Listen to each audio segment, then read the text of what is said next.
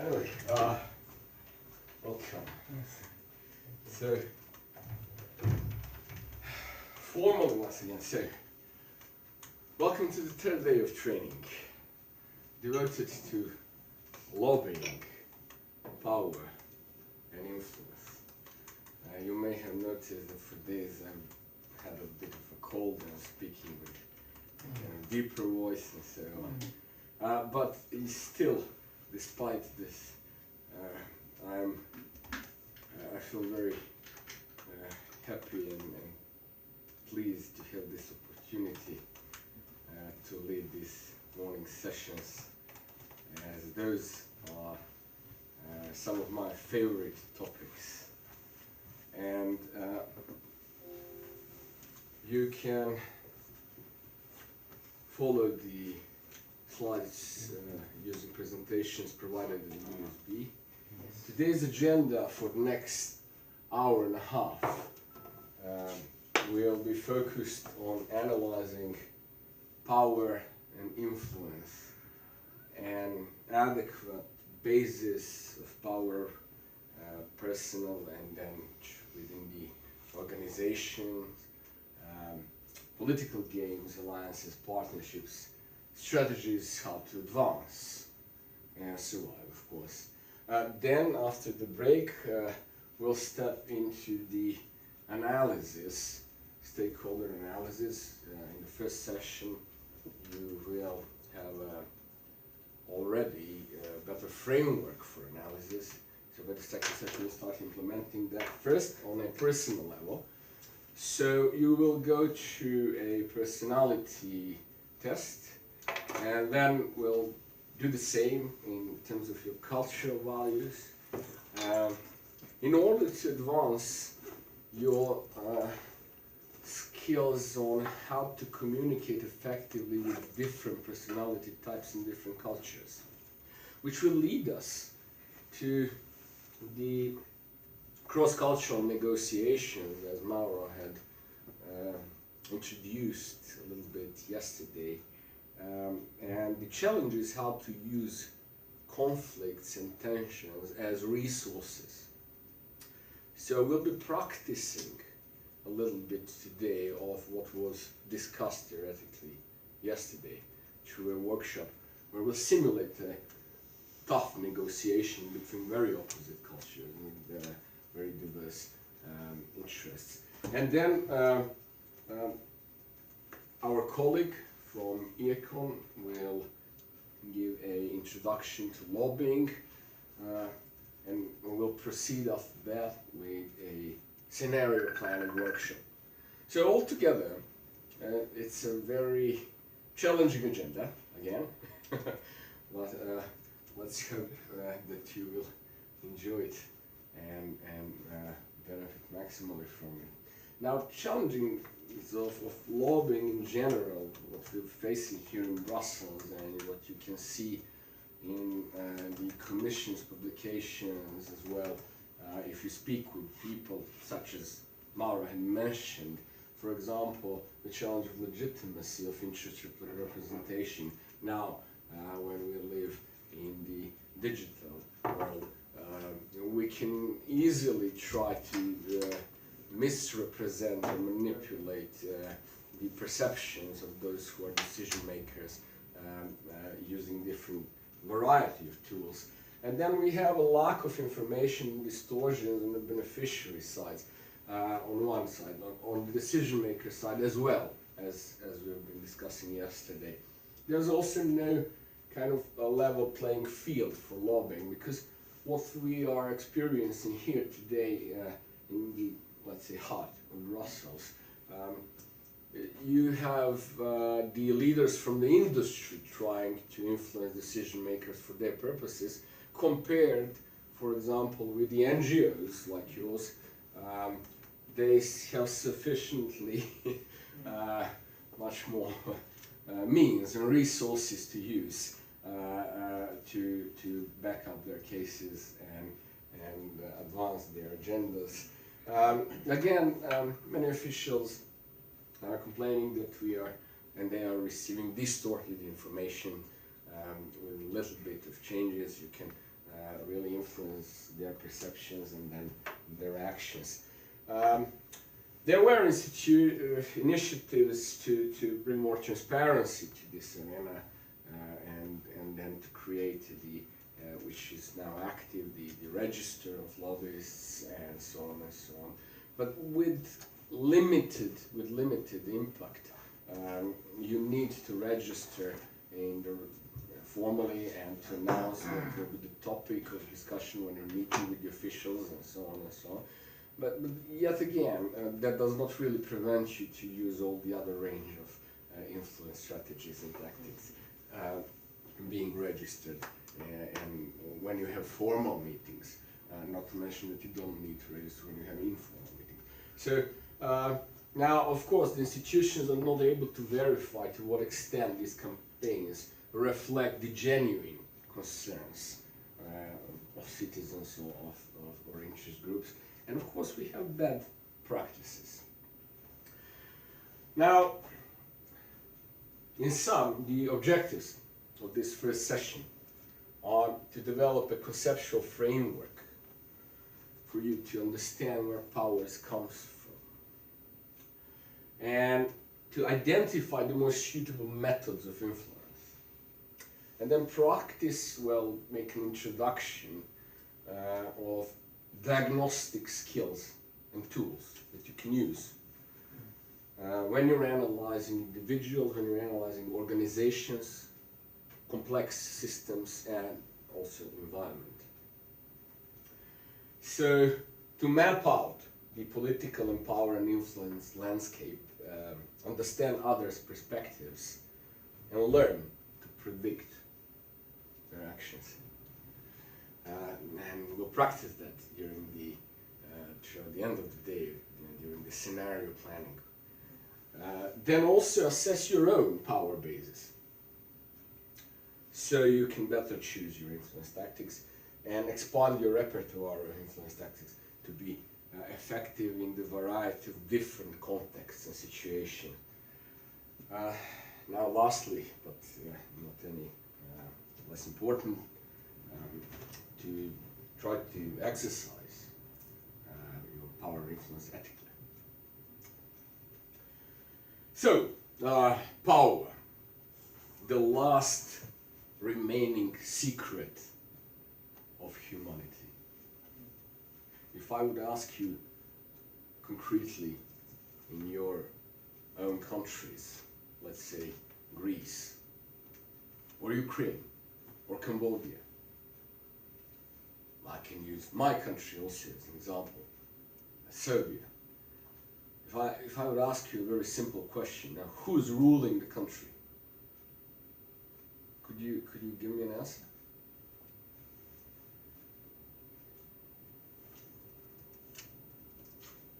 Anyone like to try? What exactly did you mean? Who is ruling the country? Who's ruling? Who's governing? Who's influencing what's happening, the major decisions, the way you live, the economy, the industry, who's ruling the country? This is a different question. Who is influencing is one question. Okay. Who controls the governance is another question. Okay. So it depends.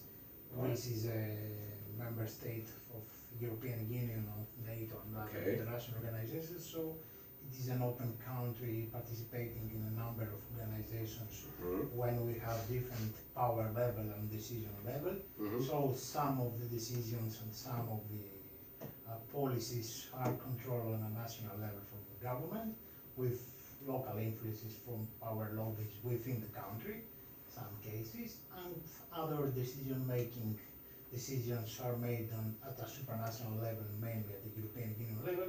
So Greece is another country among the other 26 of the European Union, so it depends the level of decision and the level of sovereignty transfer to another supranational body. So it's a mixture of national, European, and global supernatural decisions. and supranational and so. But could you, if I would raise any topic, or you, for example, you might do that. first, do you feel that you have influence on the decision-making process that directly affects your life? Yes, You do. of course. In which yes. ways? Still, with the voting. Through the voting. Yes. So once First in of how all, many years you go do the We you have do a that? liberal democracy, so you can vote and you can elect your government. This is the first level, not only for national decisions, but Mhm. also for our position, our negotiation, our try to influence European Union policy or the national policy, depends on the organization. So first of all, it is our duty as citizens to participate in the whole cycle of those decisions. And to what extent do you feel that you personally can influence decisions, for example, about the economic measures that would directly impact the level of salary that you have? Can you influence, for example, the time you spend and the balance of the time between your work and the time that you will need to spend with family and friends, for leisure example, and so on? Do you also think that can you influence decisions on a very local level in terms of your municipality? Can you intervene and see a response, for example, if you would like to see some changes? Yes, it depends again on the topic, it depends on the decision, and it depends also on if you try to do the least influence exercise through your participation in the elections or probably in a municipal council or even a civil society organization. So it depends of how you try to implement your personal influence and your personal ways to influence the decisions. Would you consider yourself as effective exercising your power? Have you done that? Yes. Yes, By you have. all means, I am And you- strongly participating in all. And you changed something.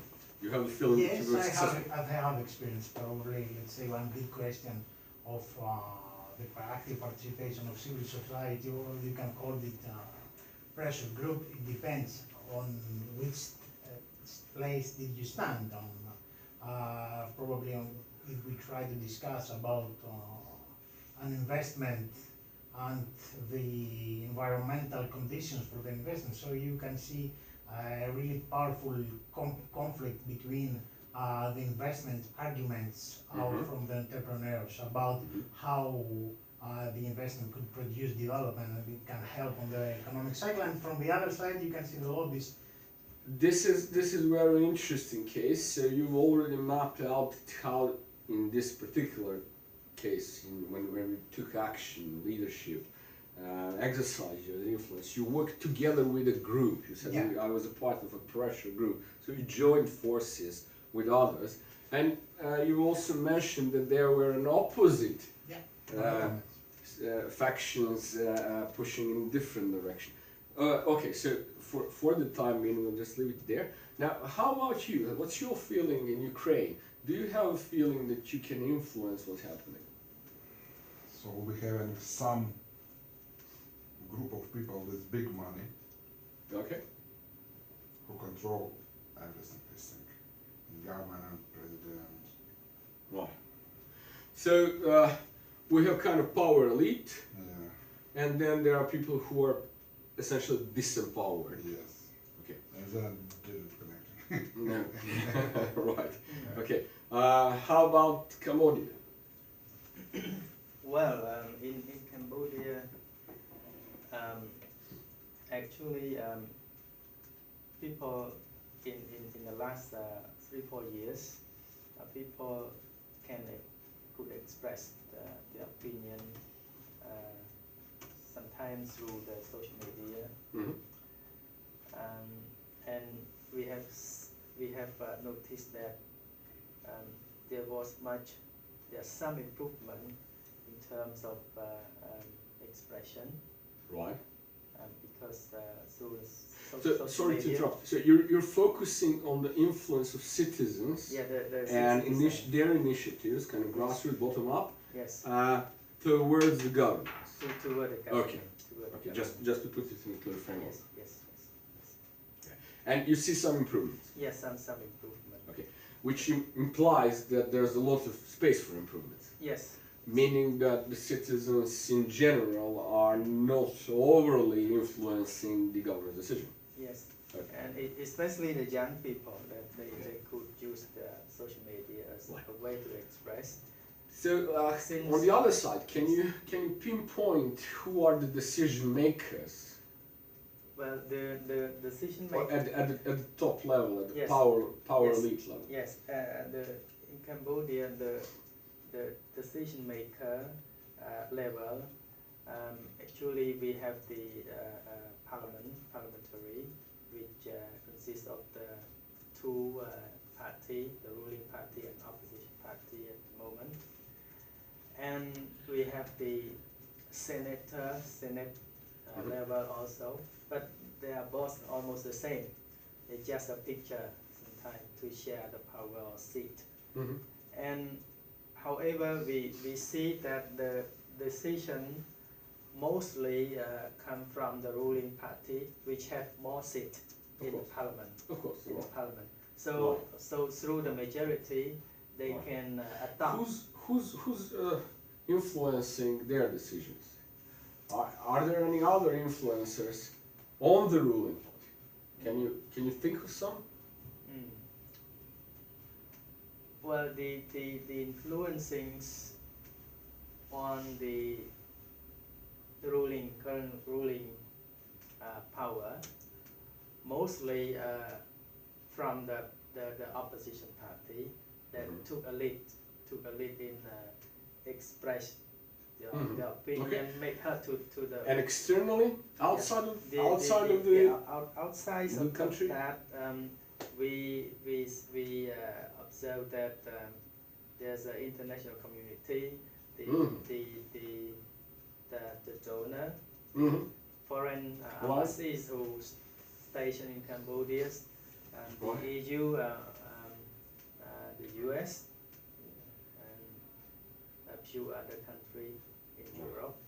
So how easy for you or difficult is it to advance anyone's agenda? Let's say that you would like to help an interest group developing a grassroots bottom-up initiative in order for them to influence a regulation law to improve their status in local community or on a national level, or exercise their influence on international level. Do you think it's easy for them? Is it possible at all? Yes, actually there's some possibility.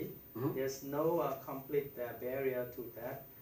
Even though the government at the current time, at present, they try to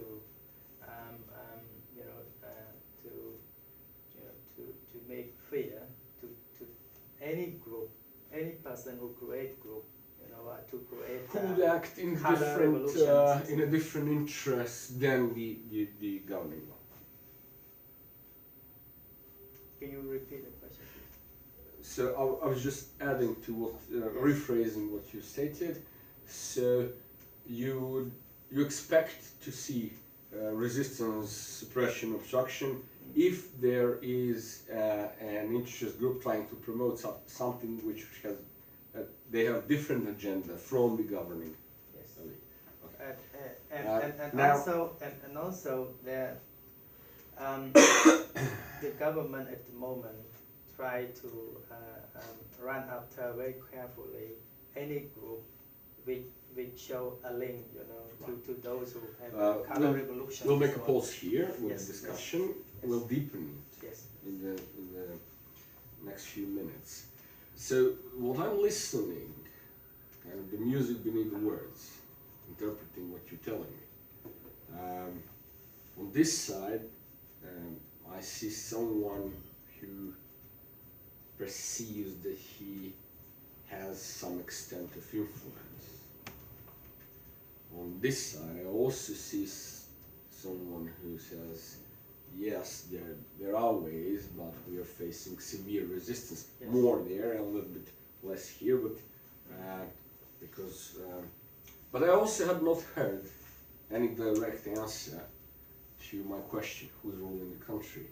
none of you had really pinpointed and stated, oh, this guy, and that guy decide, or this group, and this group, and this group decides, and so on. What I heard as the closest explanation to try to map out like this milieu of who's ruling the country was the first explanation, saying, well, you see, there are very different levels, and in different areas decisions are made on different ways, whether on a national, local level, maybe there's supranational, maybe, and so on and so on. So it's highly complex, and if one would ask you, as you've been listening the previous 2 to 3 days about decision making in the EU, if one would ask you, do you know who's in charge to make a decision in the EU, for example, to elect a commissioner or to decide on a topic such as, we mentioned the climate changes, energy efficiency, and various other issues. Again, we would come to similar explanations, which are, it's very complex.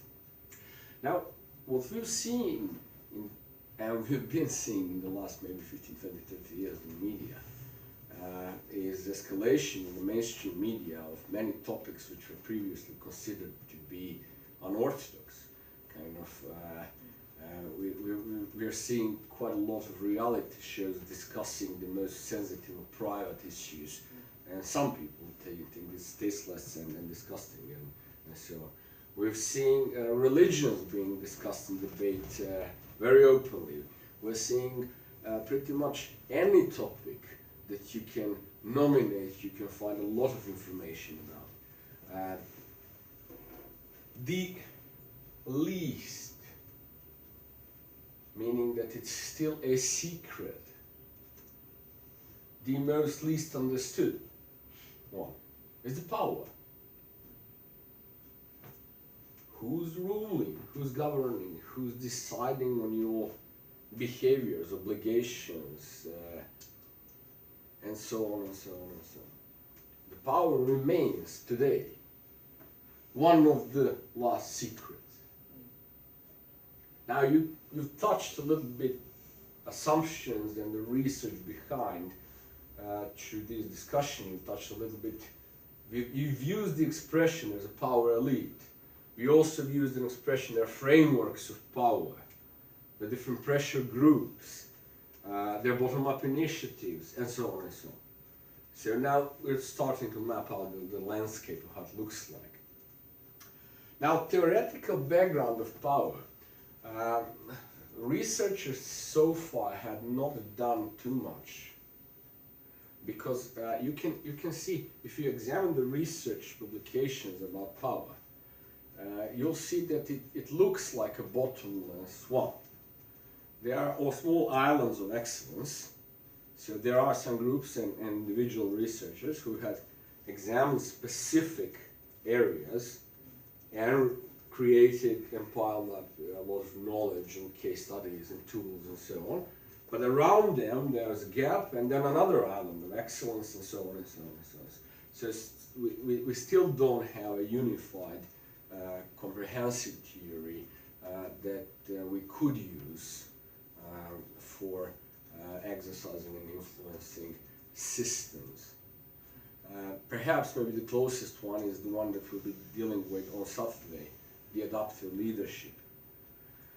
What we've seen in this merger of researchers and interdisciplinary research using also results and analysis done under political sciences, organization, behavior study, motivation theory, role theories, leadership, communication, behavioral, cultural studies, and so on and so on. And they are all integral part of what we are analyzing when we're analyzing power. Now, I'll use a definition of power provided in, I believe, 70s by one sociologist famous in the United States at the time. His name is Wright Mills. And I'll use a definition, it's the ability to influence the outcome of events. Now, even if someone is opposing your will, but you can impose that result. And I already distinguished while I was in discussion, while I was using terms, power and influence. So I shall be using influence, the term, as the use of power. So keeping the power as the resource behind it.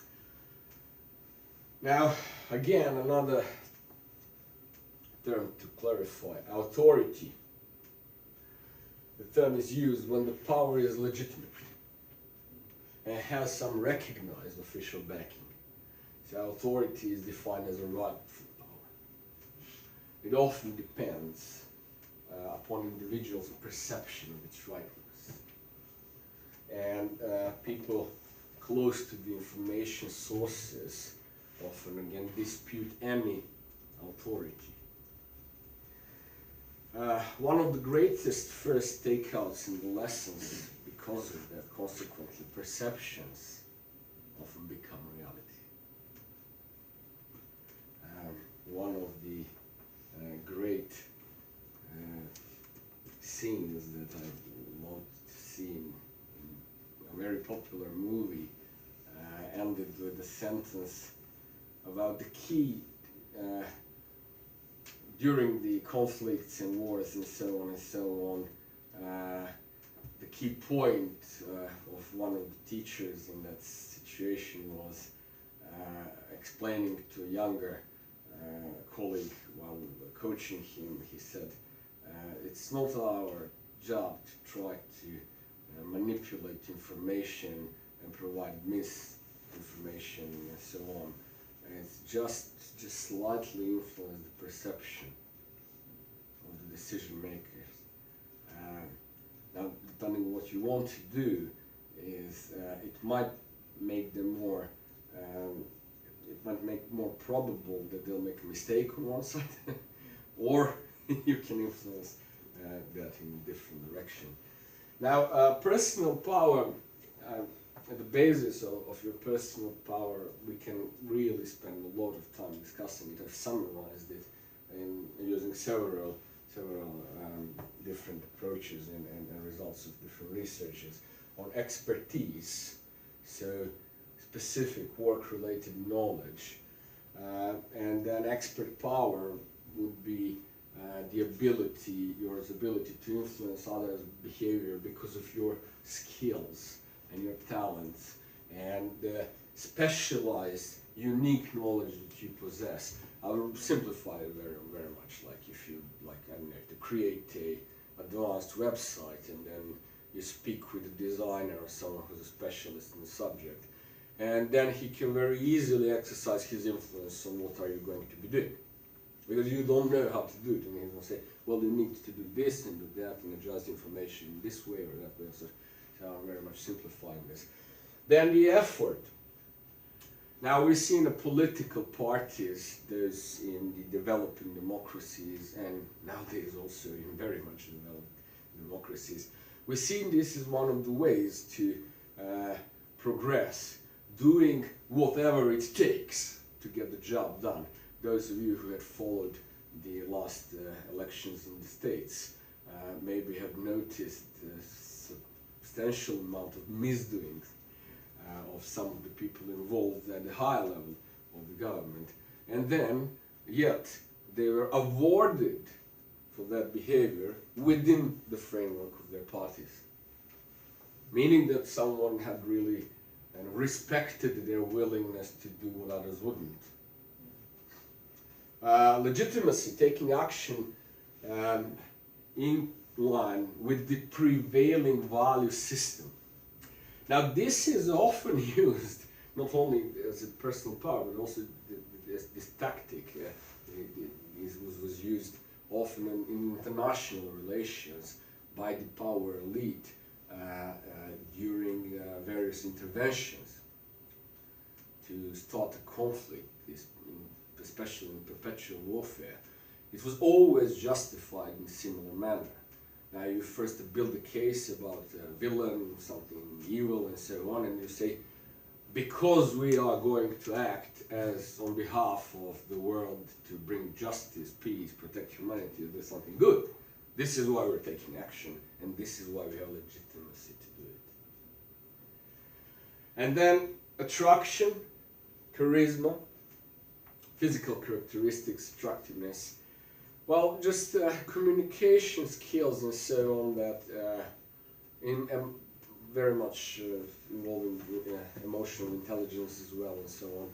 You might have noticed how we've enjoyed Mauro's presentation yesterday because he was so nicely touching our own perceptions, beliefs, ambitions, aspirations, and so on and so on. Then we have, of course, usage of resources and position and so on. Again, it's a reward power, coercive power.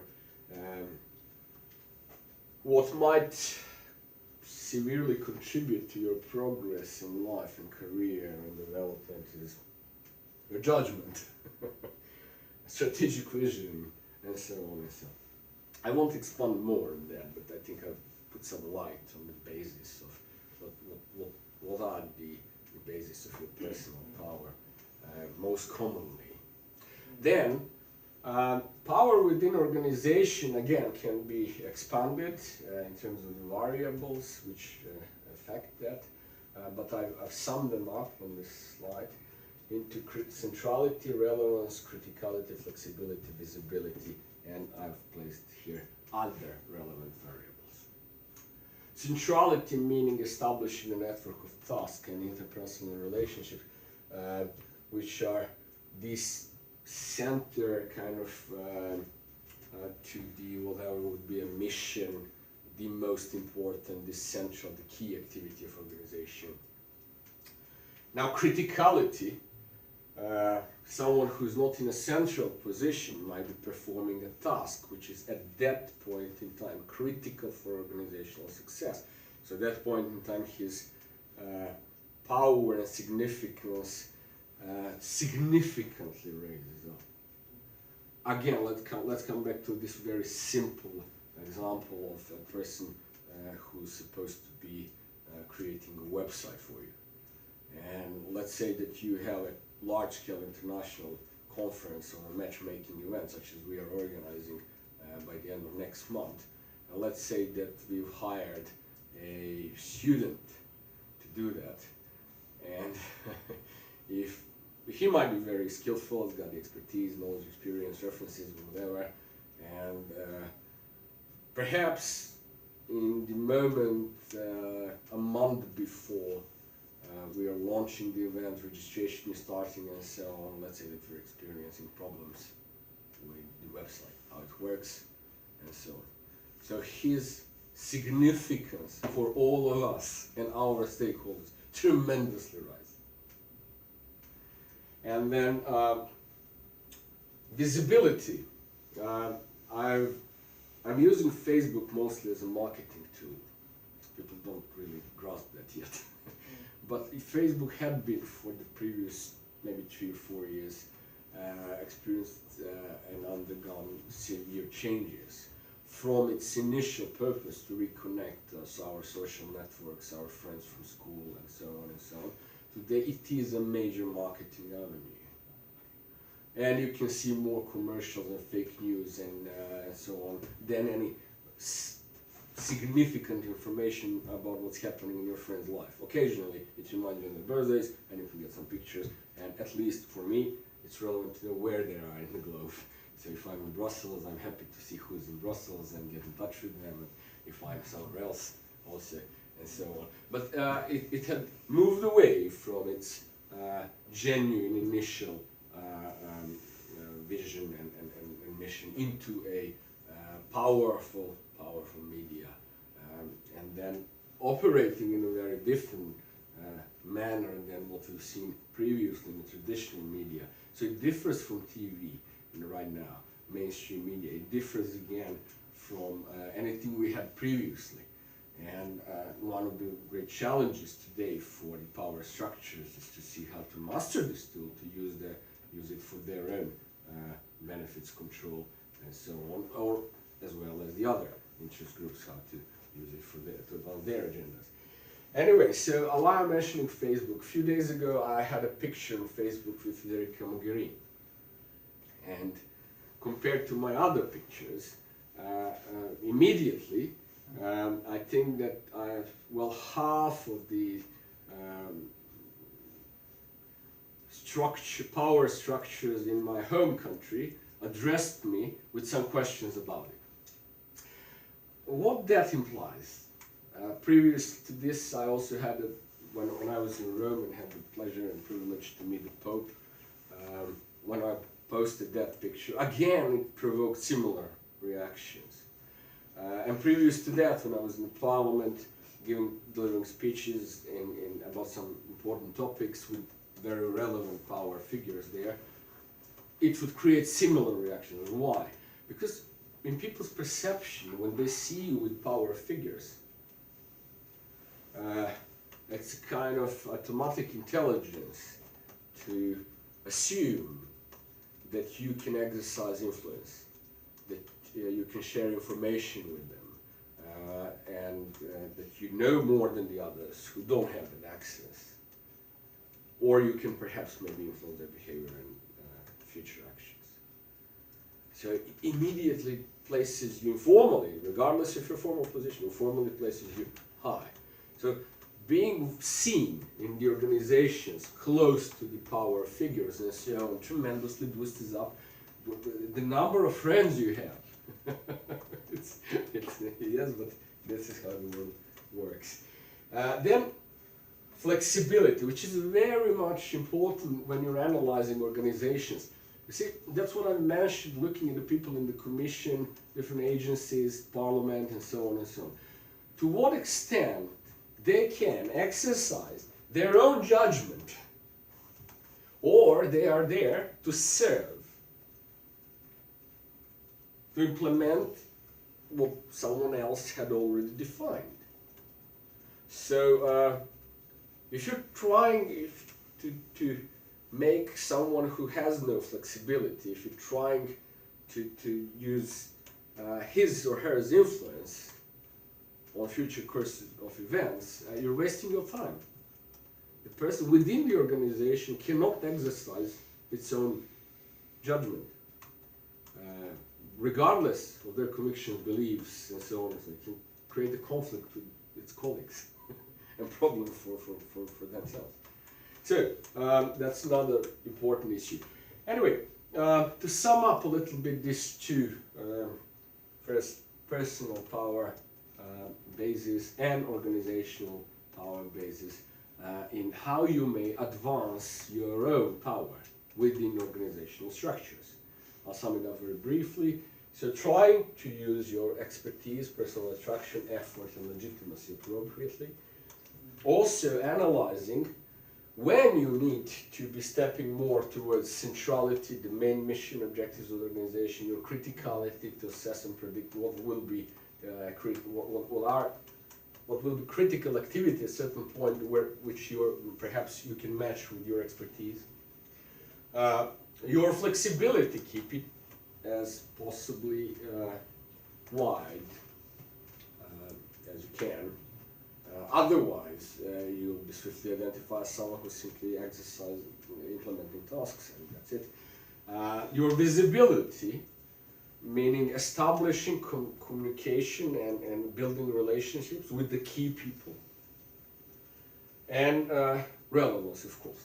Now, combining this, you need to select in different organizational development or change stages, phases, a proper strategy on how to influence others. You can work towards an upwards appeal, you can negotiate, you can bargain, you can trade, you can use charisma, you can persuade on the basis of values, you can do various things. Also, you must be prepared that everyone around you will be trying to advance and promote their own agendas. And those who I've seen who are masters of this, I'd say,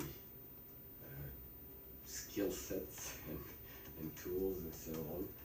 They are very capable to influence your perceptions, your paradigm of the world, your beliefs swiftly. So you need to be prepared that everyone are going to be using more or less advanced tools and techniques on how they are going to be trying to influence you.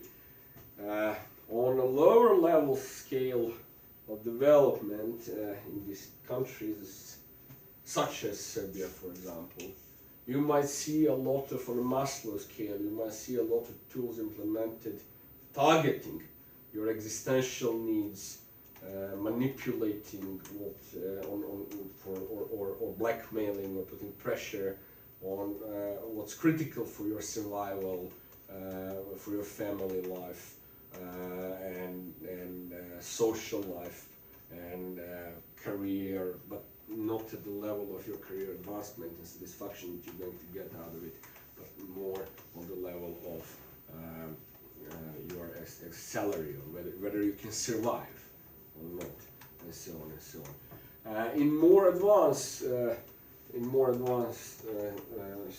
cultures, structures, organizations, systems, you can see more advanced tactics how to motivate you that will be more targeting the upward range in the Maslow scale, so your perception of self-achievement, your recognition, your status, your position, and so on. And you can see these differences depending on the organizational cultures in the development stage, and so on. Now, does not necessarily mean that they'll be less ruthless in higher or the lower. Now, what is lobbying? People perceive lobbying in different areas of the world and interpret this in different manners. Just influence, exercising influence, of course. What I've heard is, and I've copied this from a slide from a colleague of mine who is the first one in terms of the scientific researchers who have published the book in Serbia. This is why I admire his work a lot and efforts. Professor Dr. Miroslav Mitrovic. I copied this. He says, many people perceive lobbying as the success of the enemy. So now we're going through a tough period because they've been lobbying power centers more successfully than we did, doing something presumably unethical, I guess. And then, of course, excuse for the failures. Now we're really going through a tough economic period because others were more successful in lobbying to get more money, to get more whatever. Explanation of the future losses. We don't have that much power, you know, there, but others going to win. Cover for corruption, naturally. Other names for whatever, family, Cosa Nostra and stuff like that. Now, yeah, that there are, you know, various practices and interpretation and perceptions. No, this is not lobbying. You can find bad practices in lobbying, of course. Lobbying is essentially building relationships. Building relationships, and through those relationships, you can influence actions of those who are decision makers. And that's the essence of it. And then, if you look at it through processes and try to defragment this in a project or a kind of operational manner, on an operational level, you have three major pillars. One will be wiring into stakeholders. First, you need to identify who are your stakeholders and analyze them. And then plan your communication with them, which we started doing yesterday, and build a relationship, establish and cherish those relationships, develop them. Then keeping the ball, you need to keep initiative. Sometimes being passive is also doing something, but not at all times. Monitoring is good, but you need sometimes to step on the wheel and exercise influence. So, managing stakeholder expectations, then influencing their perceptions and consequently their behaviors, and now focusing on results. if you don't have well-defined objectives, if you don't have some sort of structure for measuring your performance, some milestones to achieve, and so on and so on, you can't track whether you're progressing or not. Which is cozy and convenient place for many of the logistic and public affairs companies, because they can interpret with a little bit of intelligence any change as if it's a good opportunity in your favor, not an build up continuation of the process. However, you do need to have clear milestones and what you want to achieve as a result. Sometimes, depending on the operation, achieving 30% of what you had planned is a great success. Sometimes, depending on what you do. Now this is a kind of mind map of what we're doing when we're influencing perceptions, individual and system diagnostics, targeting right people, right groups in the organizational frameworks, stepping on their dance floor, exercising influence, coming back on the balcony, making diagnostics of what had happened. The state of the union today is being discussed. I don't know how many people will be viewing our presentation opposed to looking at the state of the union, but I'm sure that we're delivering something better. then, of course, influencing perceptions and behaviors, you will be tremendously more effective if you know what are you doing, who you're dealing with, and so on. So you see, the largest circle here, with the most activities, processes, and so on here, is research, analysis, and then planning of actions. I know you might have noticed, or maybe not, some success stories look as if they came from nowhere. Some organization had launched some new services, products, and so on, became global brands, tremendously impactful, swiftly successful. Now, it didn't happen by accident. Behind it, there was effort, knowledge, skills, and so on and so on. Of course, building relationship, managing expectations, I've already mentioned. Now, if you'd like to present to someone within a project, which is often our job, within previously Balkan Security Network, European Training Academy, and so on, as partners within large-scale cooperative projects, often what we do is, our task is to advance the impact of a project, meaning we need to influence the behavior and behavior of stakeholders, and try to make sustainable changes, which is the utmost challenge. So this is what we do, and we need to present this highly complex operation in a framework of a project. So this is how a typical project communication management work breakdown structure would look like. And this is how we would present. We need to identify stakeholders, we need to manage their expectations, we need to plan communication, report performance, distribute information, and so on. Now the range of tactics, tools, methods will significantly differ. So we'll be working on 3 levels throughout the day and the rest of the week. We'll be working on the individual level, we'll be working on the organizational level, and looking at the environmental systems. I'll start with your personal immune system. While you're exercising leadership, now when I say exercising leadership, leadership theories, they differ significantly from situational leadership, from charismatic, from whatever. What I like to use as the definition of leadership is that leadership is an action, exercising influence, action. That's mobilizing adaptive behaviors. That differs from previous theories. So that's when I say when you're exercising leadership. You are in danger.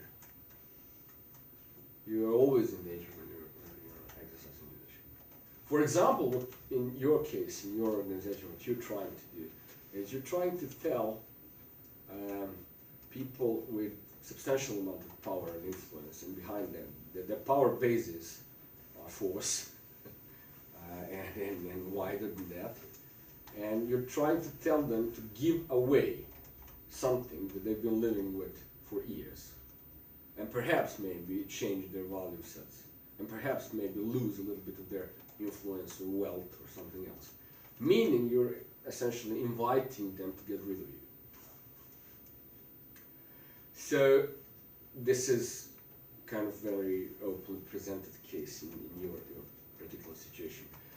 In your not so much, to trying to perhaps matchmake and advance their agenda on one side, and also to see where are those common interests between you and those who have power, so you can advance a bit on yourself, your agenda, and the other side they can benefit as well. Minimizing the resistance and possible attacks. But yet, there will be others competing for that market niche. Constantly. The moment you have identified it, you can think that there are others who have identified it as well, and they'll be competing to take control over that market.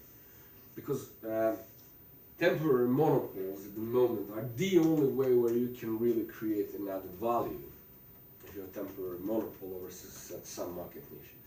If it's a leveled playing field, you're not going to get an extra profit. You'll just be able to sustain for a while your operations, until there's someone with a lot more resources and lower operational costs who's going to essentially then bring you in a situation that you can't build even a sustainable operation.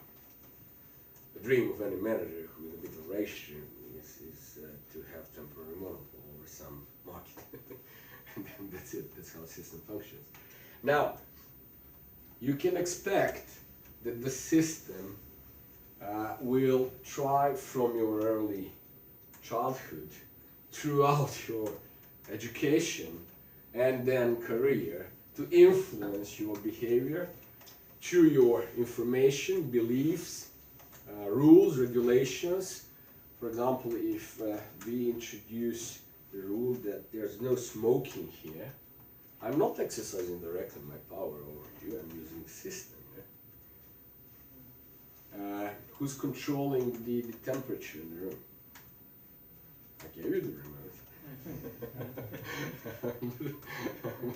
You see, it's all about, first, the elementary, the essential set of your needs. What's affecting your attention? Are we controlling noise in the room? What's in your visual field?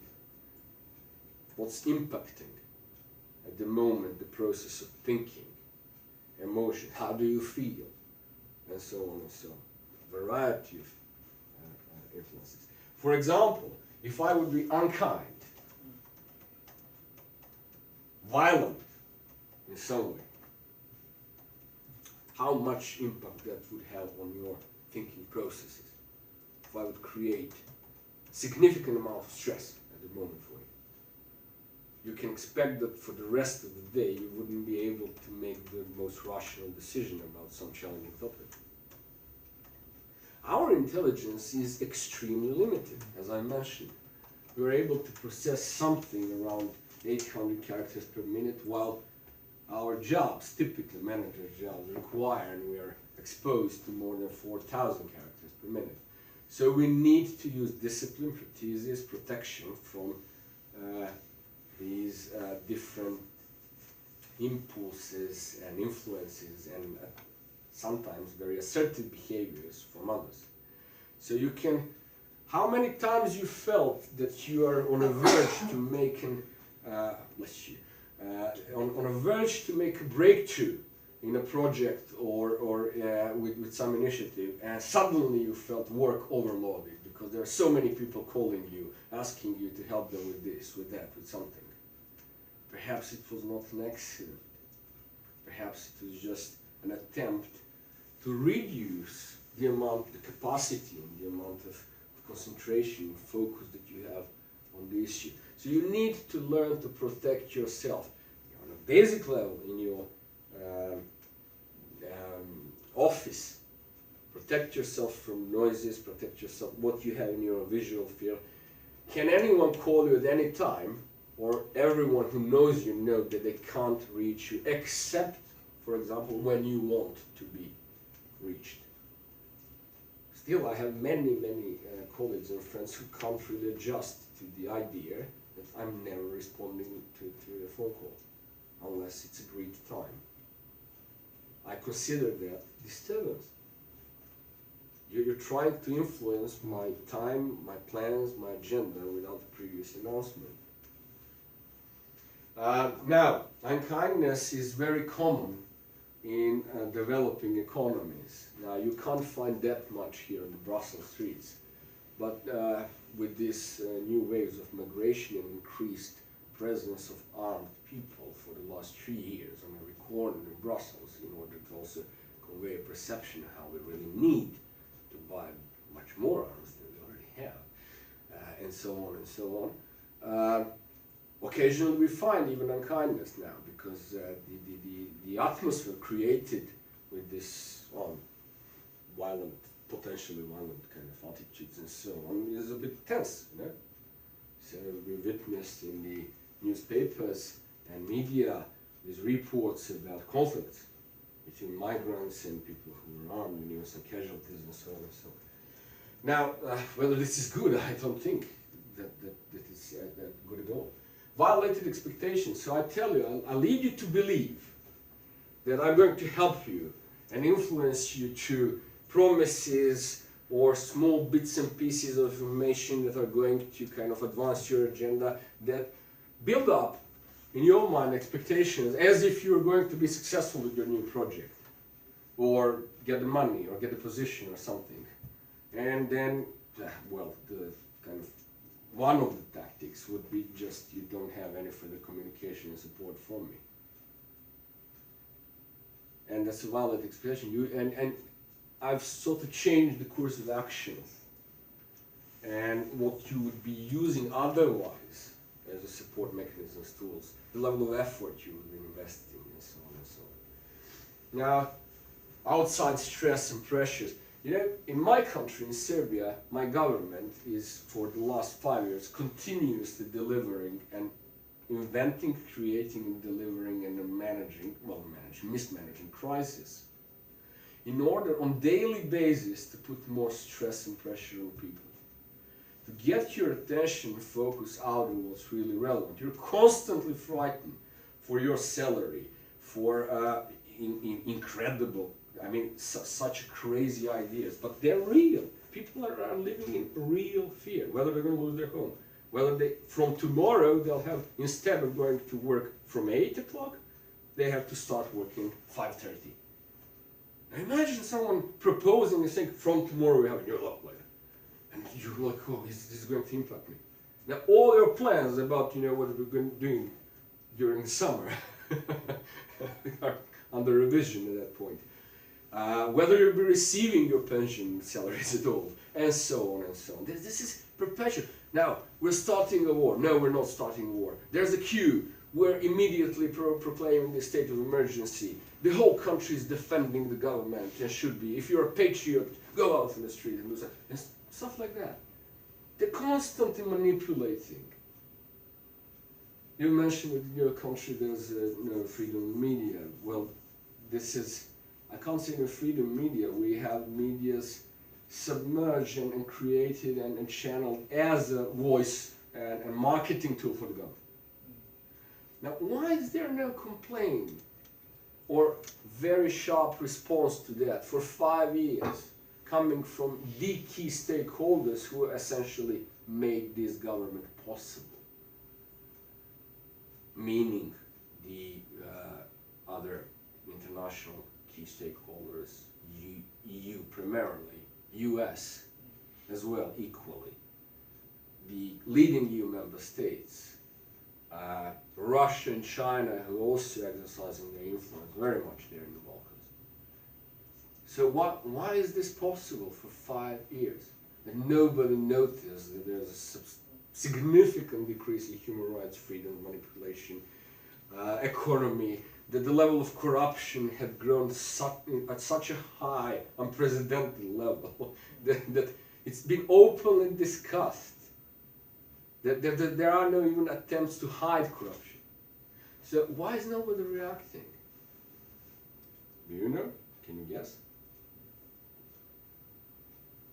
Do you have a diagnosis? We'll get to that. Now, professional infrastructure, physical attacks, um, did you experience that you have problems with your software, computers, communication, and so on and so on occasionally? Sometimes I feel like I had that by accident, and sometimes I know it was not an accident. And I know that sometimes my equipment in different regions, when I worked in very sensitive regions, sometimes dangerous regions, and I always had with me 2 or 3 sets of equipment in parallel. So I put one for them to deal with, and then at the moment when I need to exercise something, I take another set and use it. And so on and so on. So you need to develop your immune system and expect that they'll be trying to do that. And then systems of control. There's friends and family. If I can't reach you directly, if you build up your immune system, your office, your habits, your exercising discipline, all you have is discipline. And if you're exercising appropriately, then I'll reach your family, through your family.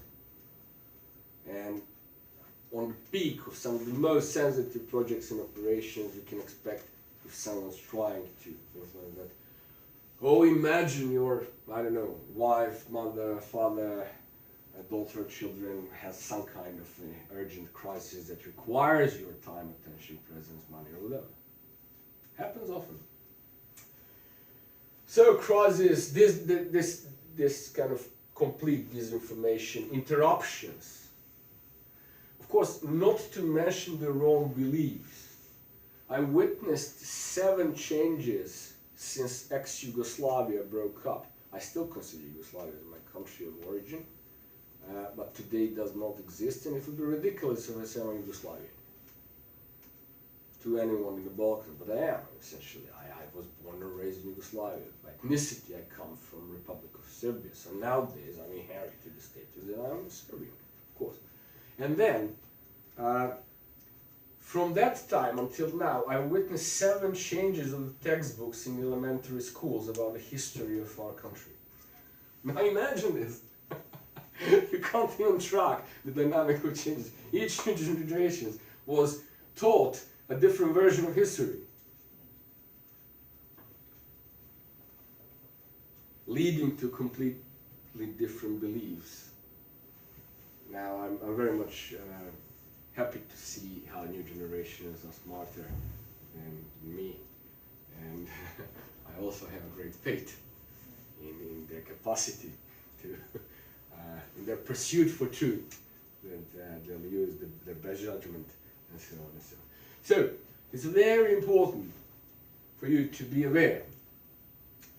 On each one of the levels of the Maslow scale, now try to imagine here a triangle with your self-perception and expectations, with your status recognition and career development, with emotional needs here, and then at basis you have these safety needs and existential needs and so on.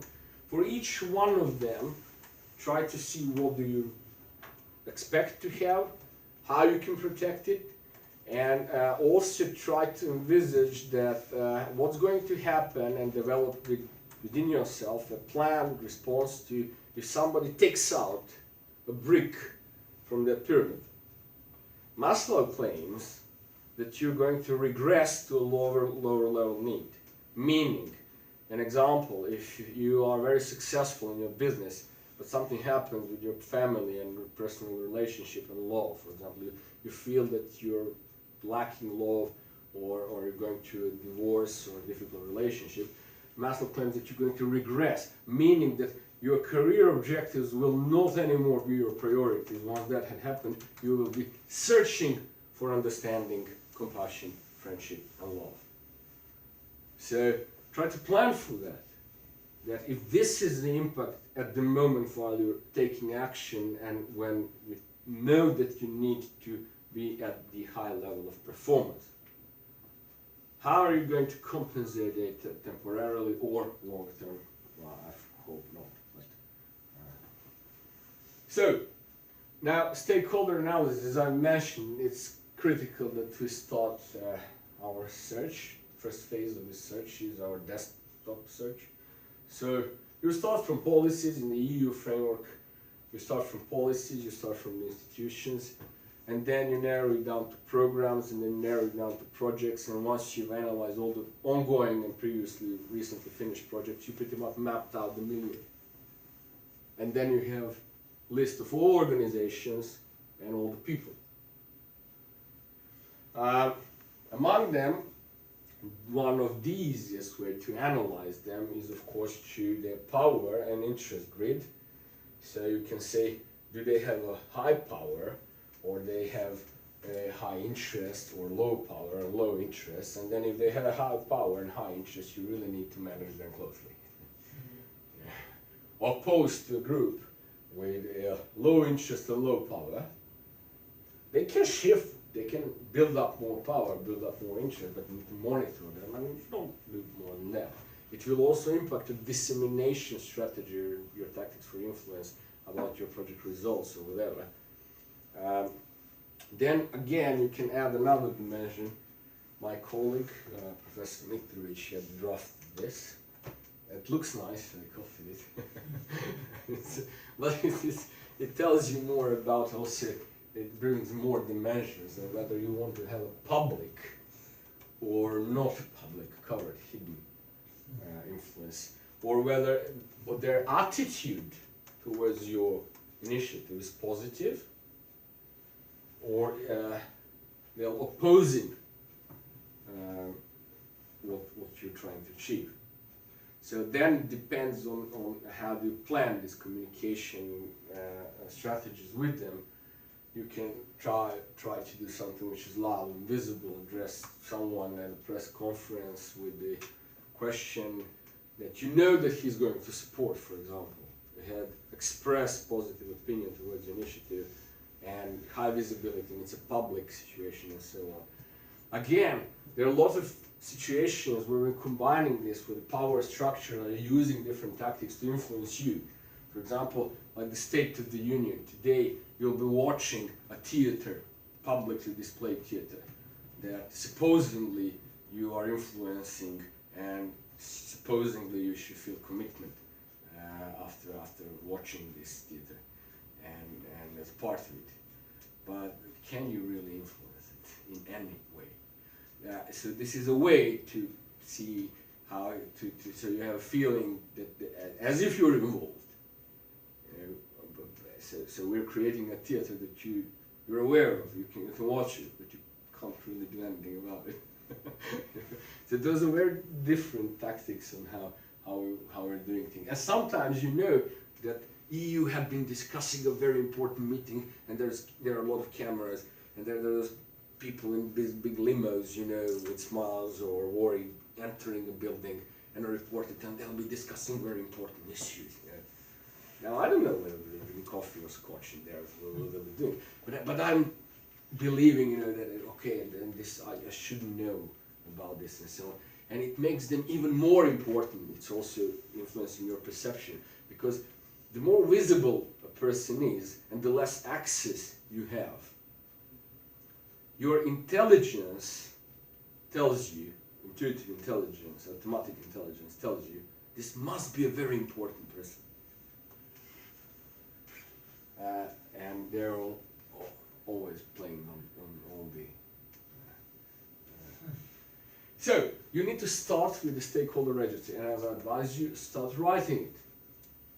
Now, what I usually use as a stakeholder register, I use an Excel sheet, there are organizations, and then I use, again, different sheets.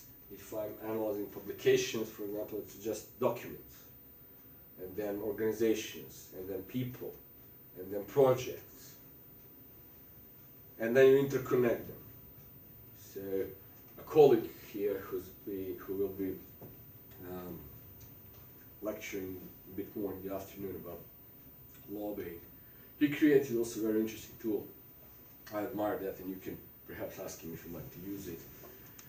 He creates a whole landscape of all the stakeholders in EU institutions and around them, influencers, that automatically, based on your inputs in what they have been telling and so shows you in green, red, or orange whether they're against or you should act in that direction, or green light would imply that everything is going according to plan and in your favor.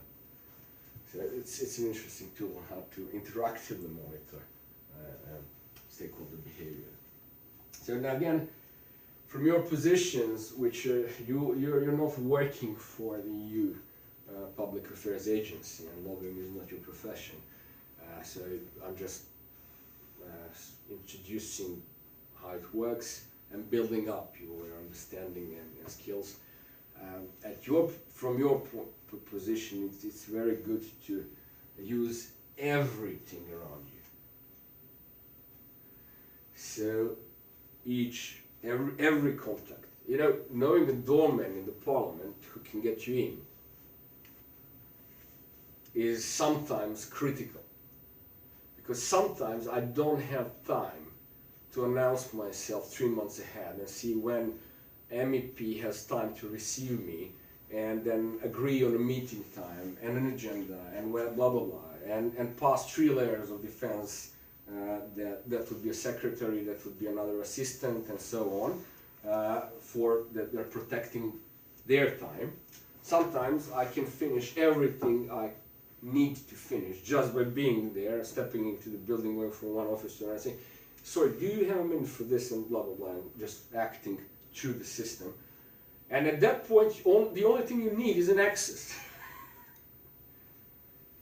Or a friend who can ensure that you can get an informal meeting rather swiftly, because he'll be exercising his influence, and so on and so on.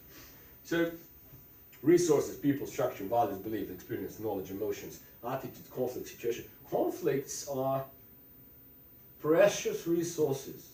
You can create them in order to advance your visibility and other people's perception, and probe and get them out from their, let's say, invisible on the landscape positions. If they express their opinions and attitude, they become visible, and you can put them on the map by creating something that will provoke them to react.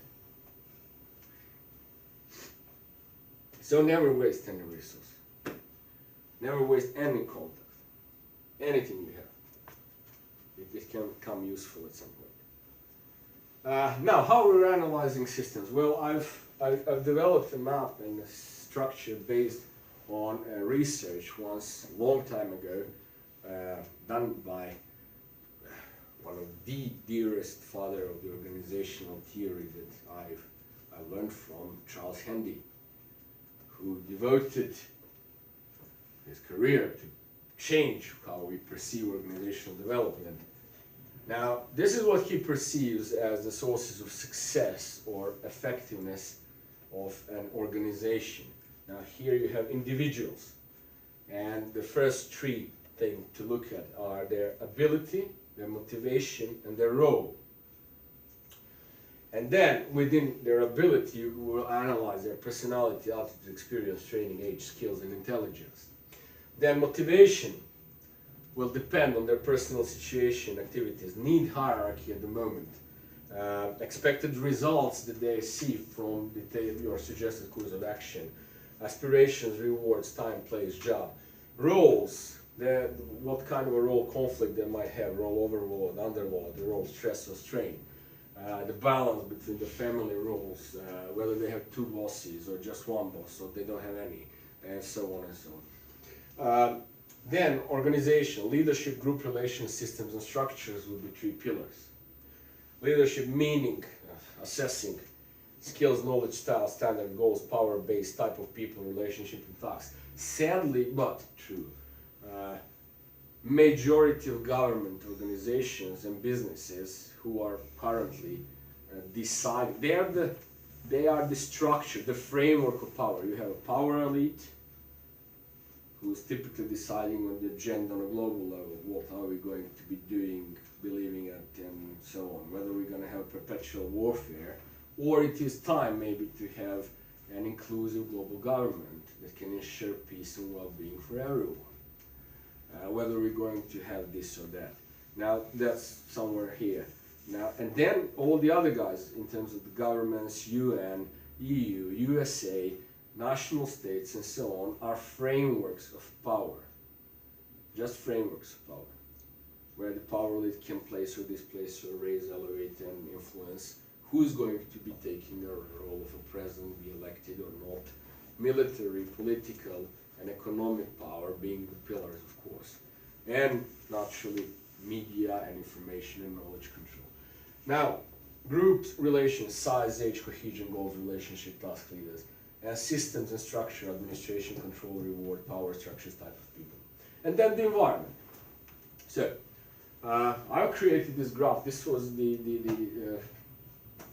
15 years ago, no, 17 years ago.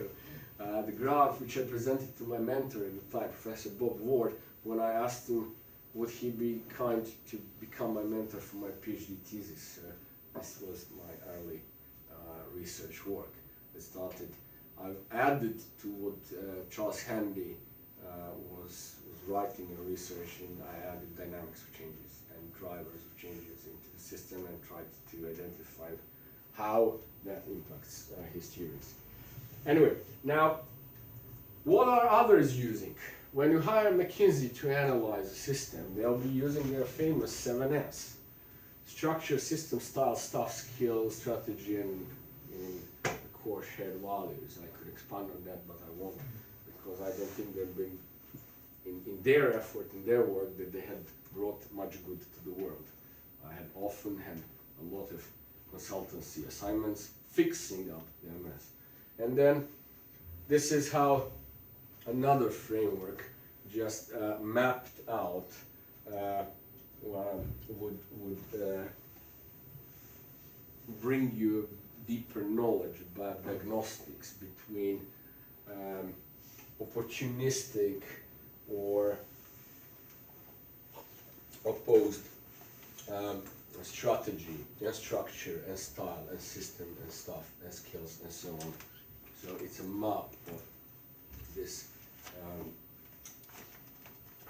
one organization, let's say, in this, presented in this system, in this framework of analysis. Another one, which I much more prefer, was designed by Professor Bob Ward, based on the research work of another colleague. And it is including analysis of external feedback on organization purpose, vision, identity, structure, organization role definition, reward schemes at the heart, management, leadership, helpful mechanisms, and relationships and conflicts. So this is what we analyze. And you can easily use this frame. Between you might find bubbles of excellence, which is very useful also to map out. Now, in order to prioritize your course of action in some system, you can use this framework, diagnostic framework, and then, for example, if I would ask you, now, a question for your organization: is everyone in your organization aware what are the vision, mission, and objectives? And if you say no, and we can score this from 1 to 5. Let's say at a level of 1, well, maybe some, but not everyone, and so on. And we can say, do you have an appropriate structure and role definition? Does everybody knows what their job is and the scope and what their job is not? So if we have a problem there, again, and then you can easily map out what are the priorities where you need to intervene. And in what sequence and what to build in order for an organization to deliver, to be effective and responsive towards the external environment and produce the best results. Now, another much more simplified case for framework for analysis was from another professor, Pierre Casse. I said, you see, I loved his interacting with him at his lectures and discussions. So you see, we have situation. Now try to describe it, define it, and so on. And then there's always a complication. So try to identify what the complication of the situation is, and then what is the key question. He brought it to very simple now. So if we can identify what the key question is, then you are building the most powerful intervention.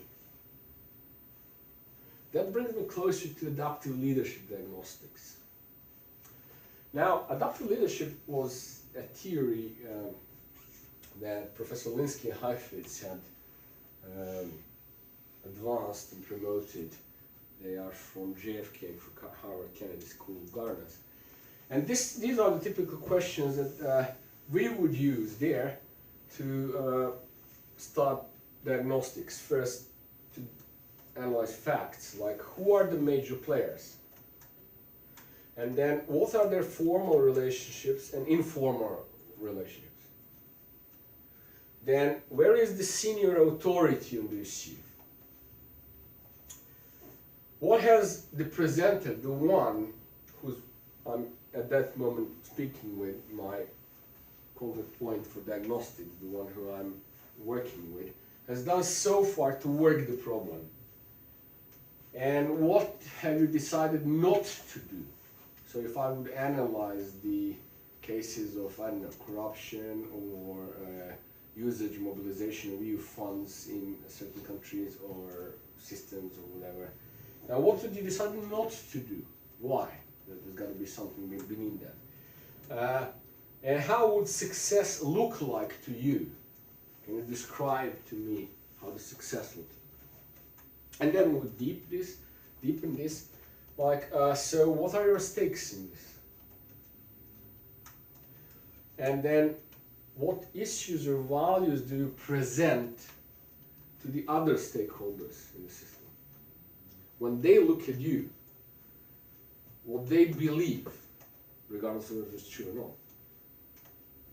that you stand for. And then, what are the underlying or hidden issues that we're not immediately openly bringing forward from all the stakeholders? Now, what is the adaptive challenge for the group or for you? Adaptive challenge meaning that maybe you might need to face a new reality. Maybe you need to start working on a very different way than you've been doing this previously if you want to achieve results. And so on and so on. What value choices, one side, the other side, the third faction, the fourth faction need to make? What is the story that you are telling yourself? And what's the story that they're telling themselves? So we need to, and there you can see there are more questions, and please do use some moment, some time to read them, to use them on your cases, think about it, and we'll practice them on Saturday as well, so you'll practice your intervention skills. And then once you identify, you see, Pierre Cass called it in his analysis the key question. Once you identify the key challenges, adaptive challenges for the group, they need to regulate the stress. Now, in the theory of adaptive leadership we've been practicing on Saturday, see, you can't, imagine that you were cooking a soup, and we put ingredients inside. And if the water stays cold, there won't be any mixture. We won't have a soup, we'll have ingredients floating around. So you need to kind of put a fire beneath. You need to raise tension. Now how are you going to do that? You need to first control this, so to create a holding environment, and then confront opposite interests, values, beliefs among different factions. So you'll be playing other factions. Now this is the only theory which is impacting systems, because previous leadership approaches have been analyzing people, leader-follower relations, and so on and so on, but none had approached the system itself. How do you change the system and address deep and sustainable changes? How do you lead sustainable changes? So, this is the theory that can contribute and effectively can be used to create wars. Because what you do is you confront, you create tension, and then you confront different values and different factions, and this is when the cooking starts. You also need to have mechanisms on how to let the pressure out, so to calm down the situation. And in this, there's a productive range to keep the group in the productive range. Now you'll have a chance to experience it. And you do that by intervening, and you do that by stepping out in the balcony or pilot position, or and analyzing, diagnosing what's happening. Now, because we'll have much more time to do that on Saturday, I won't spend much time introducing the diagnostic framework. I'll ask you to do a very simple exercise, which is to identify. We'll start from a personal level, and then we'll progress to organizational and systems level. So on a personal level, I'd like to ask you the next few minutes, 5 minutes maybe, to go through a workshop, which is to identify what's keeping you, what's preventing you to change swiftly when you need it, when you want, when you have interest to change. So I'll use a very simple case.